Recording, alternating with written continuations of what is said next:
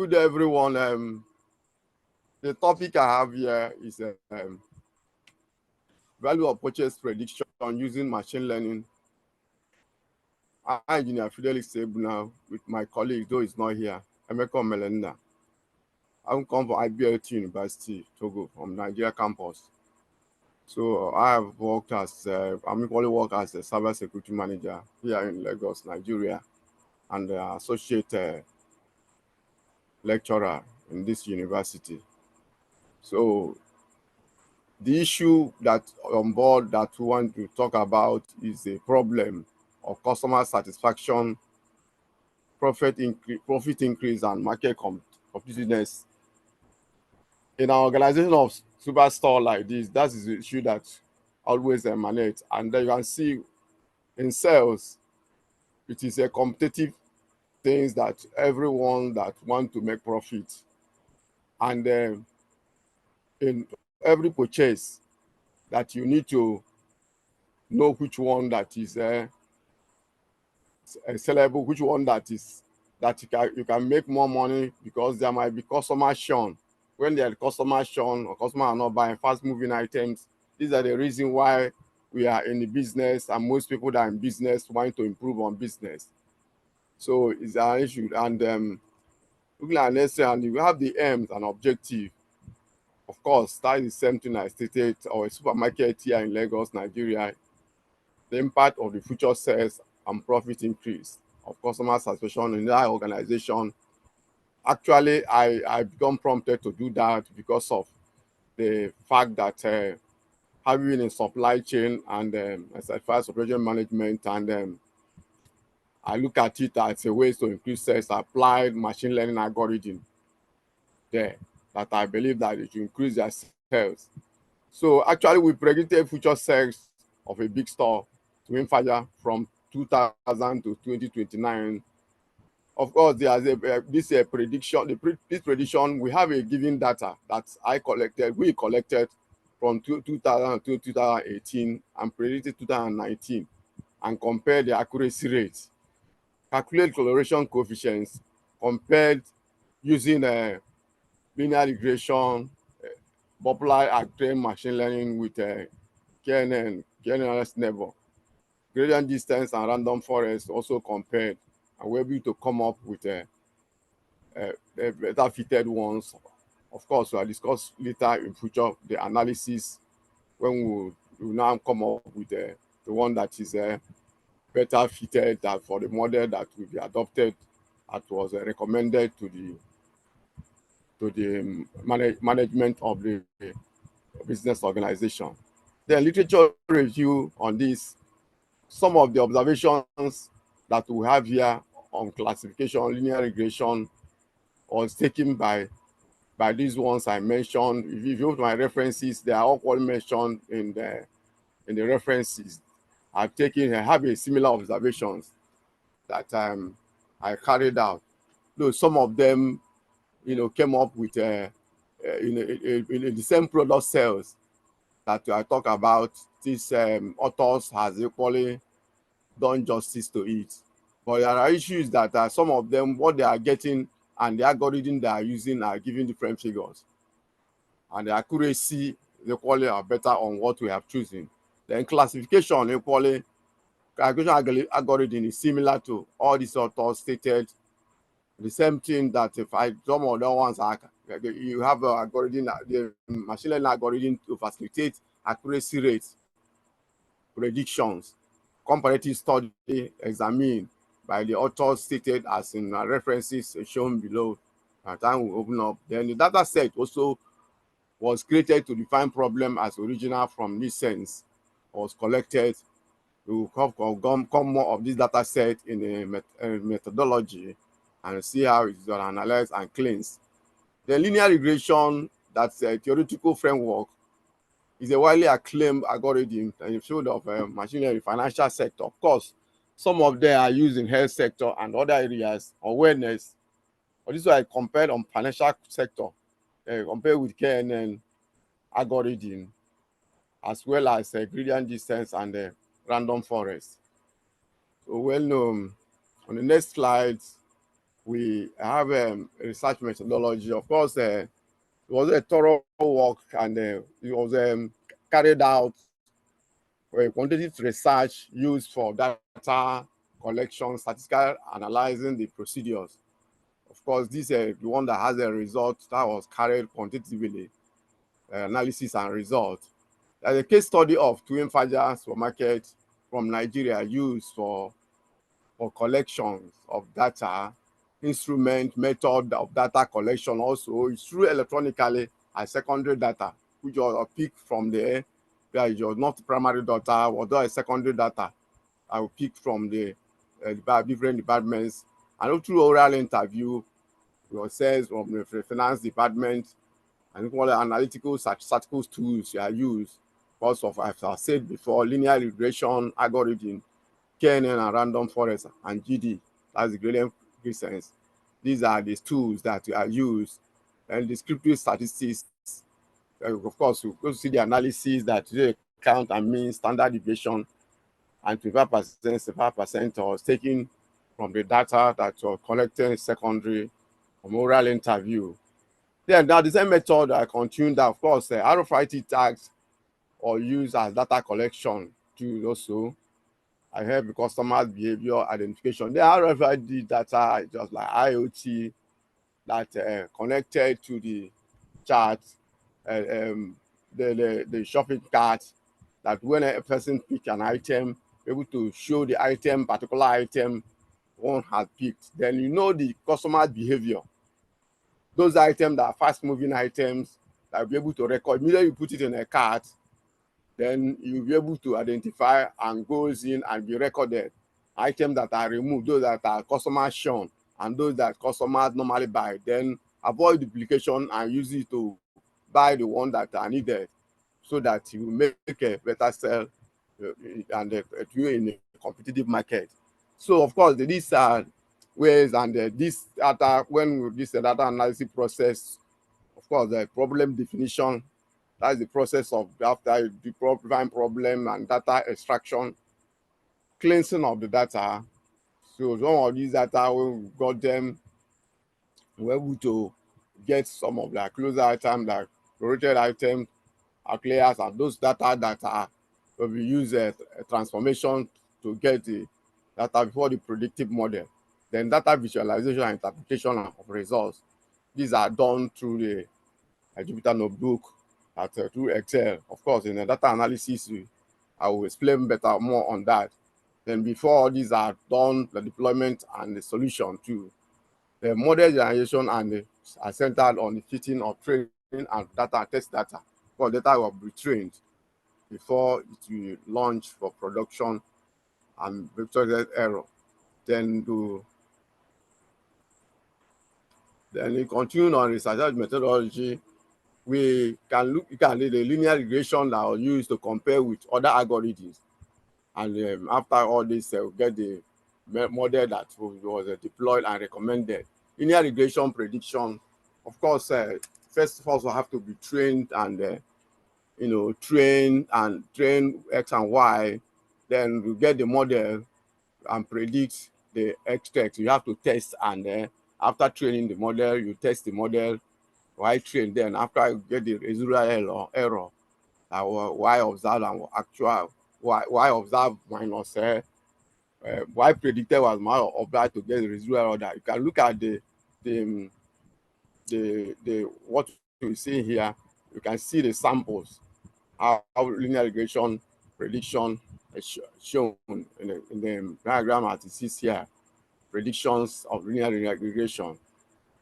Then when after the training X, Y, and the Y train, of course, when we have the independent variable as X and Y, a dependent variable that the cells, so that the parameters will be shown, and after that prediction, of course, it will further be discussed better as I move down. Then I continue. Then KNRS neighbor is provides like based on the classification of. You can look at this what is seen here. Look at the checking the closest neighbor for classification. So there you get a similar one that for classification. Of course, when you compare, you find out that it takes a slower than linear regression, because it's going to find a neighbor before it will get to a similar characteristics and features before prediction. As I was collecting before prediction, then the features of the quantiles and labels. Of course, we know that these have a targeted label. Then for supervised learning, unlike unsupervised, no targeted label, and it is known that it's not statistical. The methods are method that are used is done statistically and measured for similarities of the item of features. Then gradient distance with the linear regression. All we know now, gradient distance is an optimization algorithm. Then it has a cost function. That this cost function is for the piece parameters is minimized so that it can generalize well. Or you look at the step side, you look at what's the find out that when the cost function is affected, it cannot get to the global minima. All these are parameters that they need to reduce the function so that through iteratively it can get to global minima so that it can generalize well. So, but the issue is the cost function. That's why we use a gradient distance so that we move to the step size. You see that of course this other one is a statistical gradient distance. When this one is just using a single point to determine the cost function instead of the whole data. So which is better. You look at the movement of the step size and it gets to the global minima so that it can generalize well. Actually it's used as a optimization algorithm so that the linear regression perform better. Then we talk about the next slide here. We of course the analysis data and result. So this the data that are collected actually is analyzed by after cleansing the data, collection of data and cleansed and processed using Microsoft Excel and loaded into Jupyter Notebook. Also, the Python code TensorFlow and Synclair were used for the code that was used to get it visualized and programmed. Correlation and the multiple regression analysis of what we call to examine the relationship between cells and various potential predictors. Of course, cells is a targeted is targeted as a dependent variable, while the other variables that are independent variables. Then they look at the variables I have here, the employees, advertisement, and research cells. So if you look at the employees, you see what we are seeing here is the coloration of this. Look at the colorated pictures as they go. Look at the cells that are colorated. Of course, they from the beginning, the coloration factor we calculated, and from there we see graphical representation of coloration matrix. From then research itself, these are the values that gotten through the analysis of the results as it goes. Then let us look at the graphical representation of results. Then look at the graphical representation. This one is the employees, plotted the means and the median. You look at the employees, then the median, the mean and the median. See they are plotted at. You look at the values like to it by their frequency. Then this figure 2 shows the advertisement rate and how it goes with the cells, how they are plotted, and their values mean and median. Of course, the statistical analysis will show in the next slide of this, so that where these values were picked from. Then this is the result, representation of the analysis of the data. Of course, talk about the random forest that was the base fit or the model when compare all of them That guy one got 94%. Random forest algorithm when compared with the linear regression. Then we have the you have the GD. Then you have the KNN. KNN 80%. Then this one is then the gradient distance is the 53%, while linear regression is 55%. Then this is the correlated matrix. Correlated features, if you look at these values here, you see the correlated feature how it came to be. All the correlated features, how they are correlated. This is the cells. Look at the value of the cells and see how they are correlated.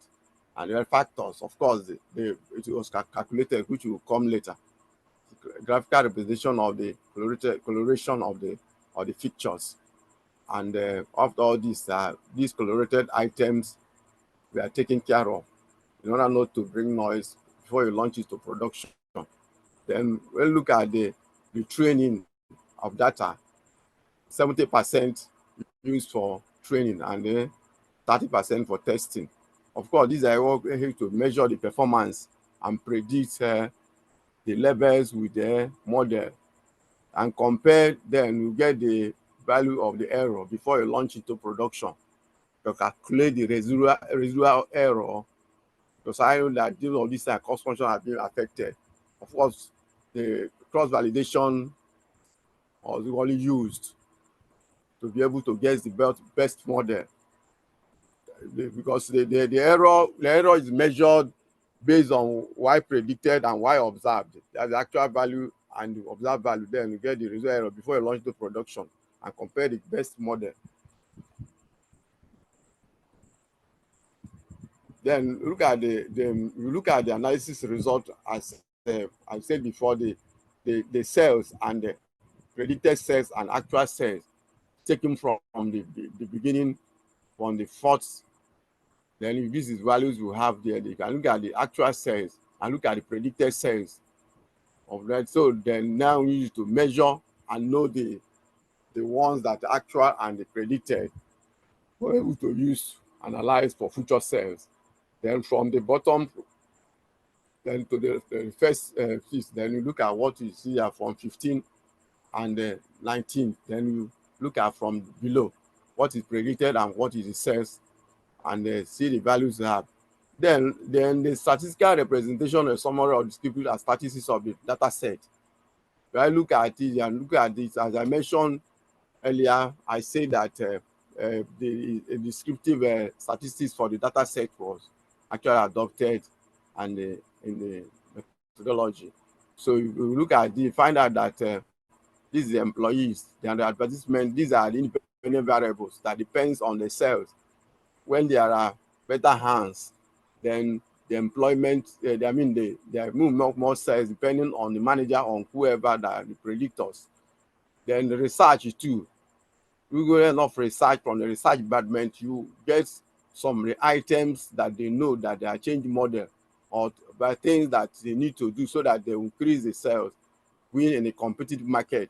They have done research and know that the item that are shown that they don't customer don't normally buy. Then from there we're able to know the one that the customers who will always buy and not dormant items, so that you don't have we call it, you don't have duplications.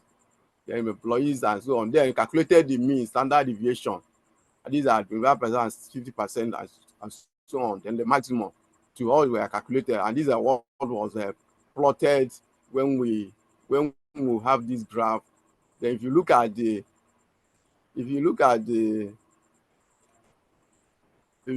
value of advertisement, look at the advertisement on sales. Advertisement, this is the mean advertisement for employees and advertisement. Then you have the research. So when you look at that depends on sales, when you look at the graphical representation, you find out this is the value for that, this is the values for that. That is the graphical representation of this.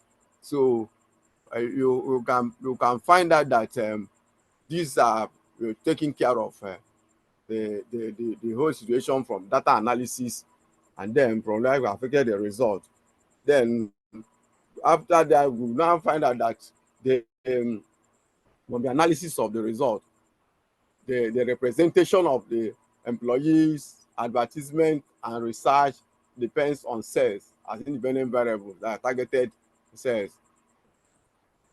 Of course, that is a supervised learning. That's a targeted level. Then we look at the findings and conclusion of what we have seen. Then after we compare the models, we find out that the linear regression accuracy rate is 55%. Of course, cost function affected it. Then KNN too was 80%. As I say in the graphical this thing, better than linear regression and smaller than in fitting. Find out that when it's fitted, that of course it will be affected by the by being slower in looking for nearest neighbor, and more in storing training data to make it better faster.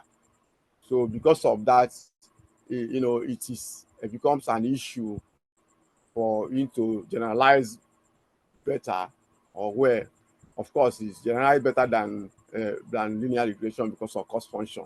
Then GD to 53% is an optimization algorithm, actually, just to minimize the cost function iteratively and to reduce the beta, but then it cannot be better than but slower than linear regression.